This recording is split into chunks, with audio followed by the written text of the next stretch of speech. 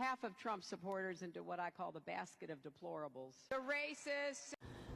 The word deplorable took on new meaning for me after Hillary Clinton made this grotesque statement about Trump supporters, and then on every account on social media. And I really didn't get on social media until Trump came into office. Or not even on Facebook. I'm not on Facebook at all. But I started going on social media, and I would most often use, if it wasn't taken, Proud Deplorable. In fact, this account is Proud Deplorable 111. Because of that statement. And so it's not a surprise then when Joe Biden, I certainly don't think any Trump supporters expect anything more, anything of kindness or respect or dignity from the Democrats. This is what they do. They name throw the minute they're losing. It's the same old tricks. But what you can add to that, okay, that, I've been called, especially by the left, okay, is, oh, you're uneducated. And anybody that is a Trump supporter knows you've gotten that one if you post. And it's like, yeah, because look at how well that higher education is proving to be now. I mean, Fauci, the disaster he created, Mr. Science himself, but all of the higher educated, many of them, that's like the standard thing that commenters will make is you're just uneducated. It's like, yeah, but at least I can see the truth. So what does that say about your intelligence? But this is what the left does. It's why I don't have a lot of respect for the left. I don't. They're a posse that hangs together, okay? And if they find out that you're not one of, they can't even be your friend. I've run into this. It's juvenile. It's totally juvenile. But no, we can't be your friend because you're a conservative. Oh, okay. I mean, I wouldn't even consider doing that. But that's the way that side is. Yet they are, a ton of them are the higher educated, yet they can't see the truth of what's going on, or they don't want to see it. A ton of them only hold themselves up because they went to some Ivy League university, right? Which is why you're not very patriotic people, because the universities certainly weren't going to instill any patriotic values or tell you the truth about all the men and women that died for freedom for this country and the whole history.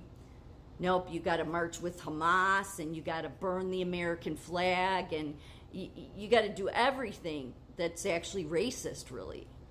So what I've noticed is that side is racist. They are racist. And they just throw that word around so easily, and the xenophobia and all that, because it's what they are. They're a party that projects. That should be the name of their party. Not the Democrat Party, the Project Party, because that is what they do. So I don't think Republicans really care what you call us. We tend to be a bunch of people that at least have a backbone and are willing to stand up for what we believe in, and not base everything on how many letters people have after their name. It seems to me, too, the people that have the most letters after their name, not all, but a lot of them, they tend to be, I don't know, like the universities turn you into becoming racist because you're racist at Americans, and yet many of you are Americans. But God, you'll get so much passion and fire in you to go march with Hamas and to go, burn the American flag. You have so much love to do that.